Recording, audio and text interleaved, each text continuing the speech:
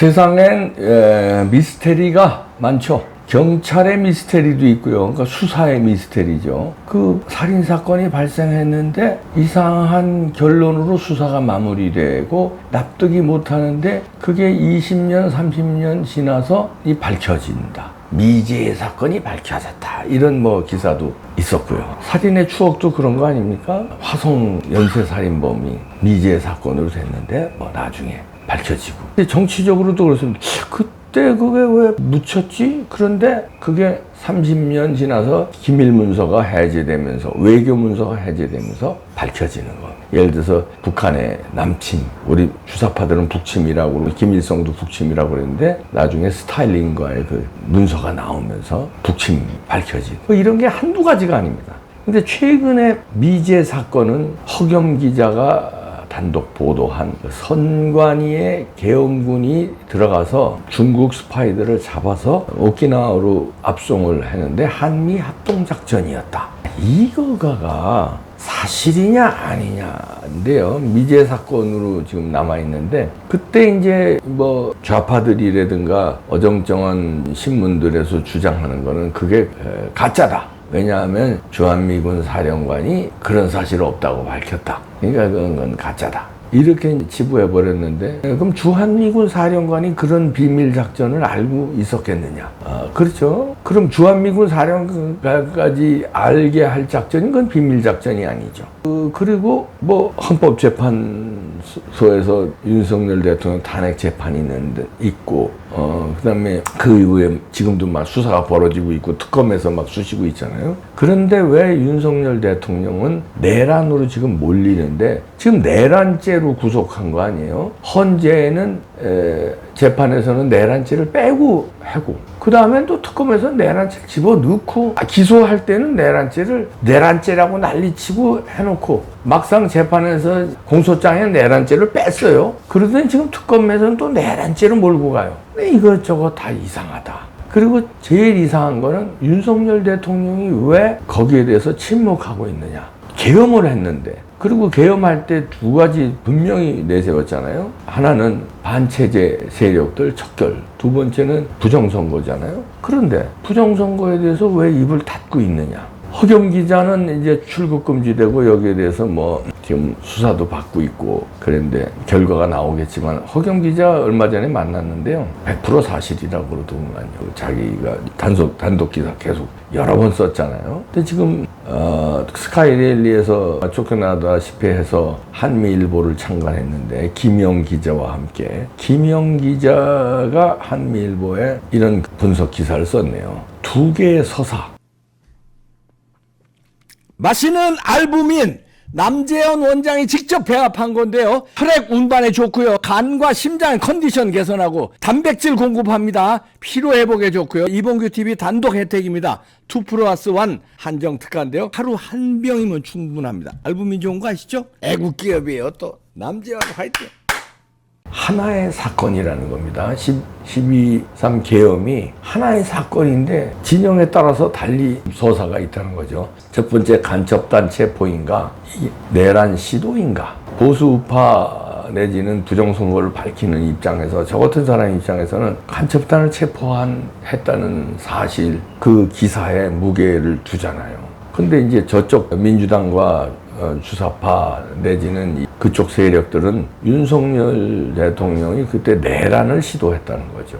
근데 권력을 잡고 있는데 내란을 한다? 근데 그들의 논리는 그거죠. 행정부 권력을 대통령이 됐는데 입법부 권력을 못 잡아서 각종 법안이 자기가 마음에 안 드는 법안이 막 통과되니까 입법부도 장악하기 위해서 내란을 했다. 이게 이제 그들의 논리인데 보통 대통령이 내란을 하나? 왕이 내란을 하나? 세계 역사에 없었던 초유의 역사인가? 이런 얘기죠.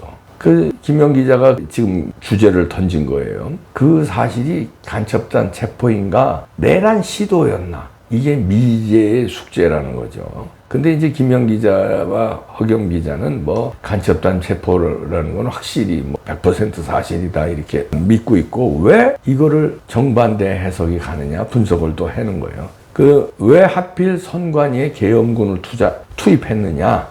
그러면 아무런 거 없이 거길 투입했겠느냐? 이러면서 인원수도 여러분 잘 알고 있습니다만 국회 투입 병정은 280명이고 과천중앙선관위는 297명, 선거연수원은 130명. 그러면 국회는 280명 투입하고 과천과 수원 선관위 관련 시설은 427명이 투입되는데 왜 더 훨씬 많은 숫자를 선관위에 투입했나, 계엄군을.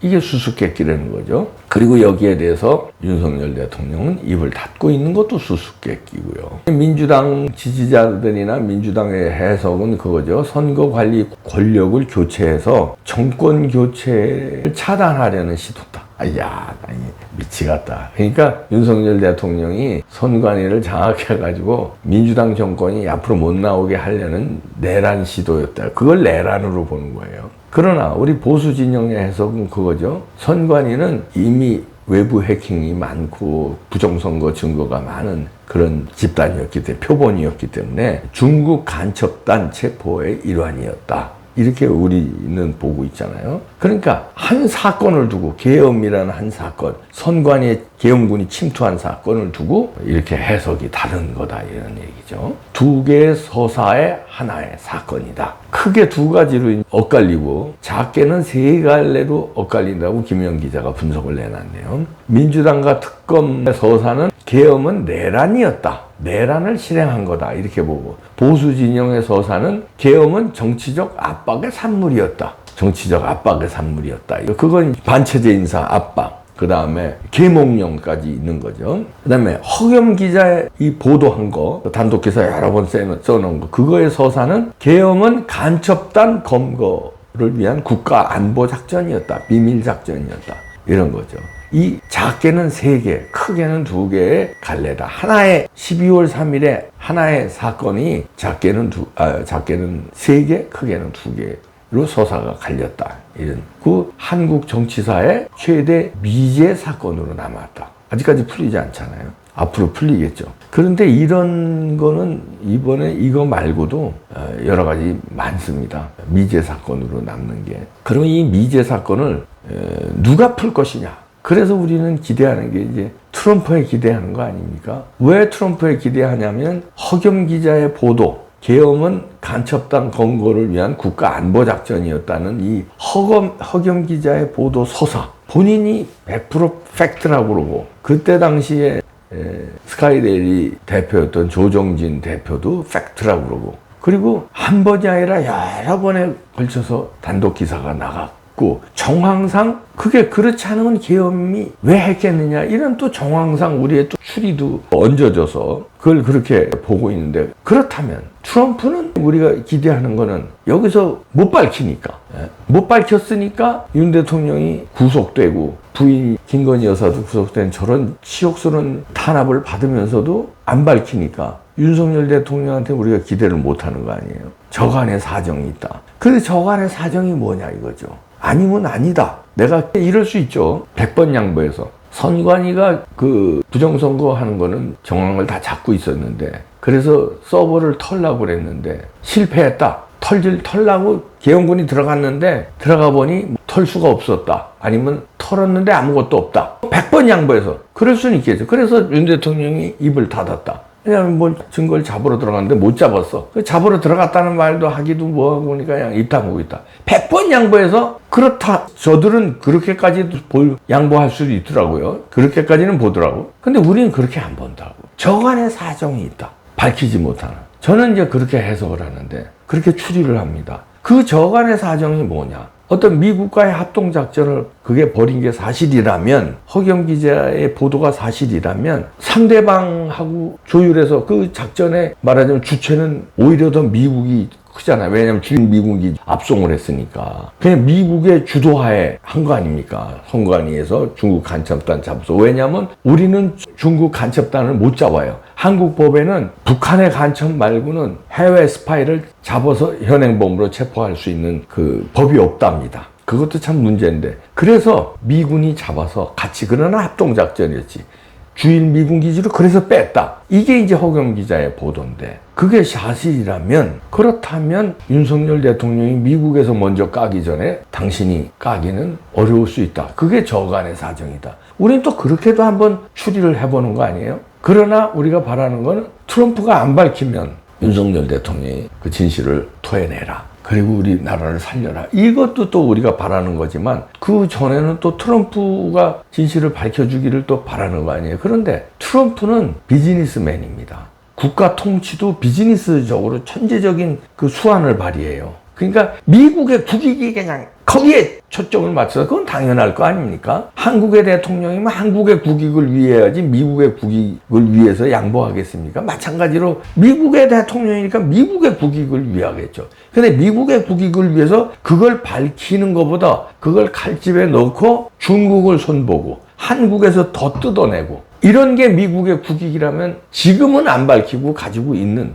트럼프의 그 행동을 우리가 탓할 수만은 없는 거다. 윤석열 대통령도 그거를 탓할 수만은 없고 벙어리 냉가슴 앓듯이 그 상황이 돼서 자기가 명예회복이 되고 잠시의 고통은 참는다. 부정선거를 밝히고 민주주의 회복, 우리 대한민국의 회복을 위해서 내가 이 고통, 우리 마누라가 고통당하는 거 이런 거 참는다. 이걸 또 생각해 볼 수도 있습니다. 그런데 우리 심정 같아서는 그렇잖아요. 참지 마시라. 트럼프가 안 밝히면 좀 밝혀달라. 근데 이런 것도 있겠죠. 밝히면 안 믿을까봐. 미국에서 가만히 있는데 밝혔단 말이에요. 뭐가 뭐 구체적인 거. 밝힌다는 건 구체적인 정보죠. 그러면 안 믿을까봐. 그냥 또 음모론으로 그게 완전히 그 사실조차 묻혀버릴까봐. 그냥 윤석열 대통령도 미국과 어떤 암묵적인 합의에 의해서 칼집에 있는 상태로 공포감을 그대로 이렇게 주기 위해서 그냥 당신이 참아내는 거예요. 이렇게도 해석할 수 있습니다. 근데 이건 이봉규식 해석이고요. 진실은 있겠죠. 그 진실이 아직은 안 밝혀졌는데 앞으로 법정에서 밝혀질지 역사에서 밝혀질지 어떤 비밀 문서에 의해서 밝혀질지 나중에 트럼프가 다 이런 거 미국의 국익을 다 하고 다 한 다음에 뭐 임기 전에 한번 밝힐지 아니면 임기 후에 밝힐지 아니면 아까 얘기대로 그게 영구 미제의 사건으로 남을지 수 없습니다. 제가 어떻게 알겠습니까? 저는 그냥 이렇게 추측을 하는 거죠. 허경 기자의 기사가 본인도 100% 맞다고 하고 그 다음에 여러 번의 단독 기사를 냈고 아무런 확증 없이 그렇겠느냐? 그렇게 정황상 추측을 해보면 맞을 가능성이 높다. 저는 이제 그 가능성에 무게를 실는 거죠. 그러다 보니까 답답한 거예요, 저도. 저도 음모론자로 막 몰리고 있으니까 어떻게든지 밝혀져서 우리가 맞았다. 우리 추측이 맞았다. 이게 작게는 그렇게 바라는 거고 크게는 대한민국이 부정선거 없는 나라 되는 거 바라는 거 아닙니까? 참 어렵네요.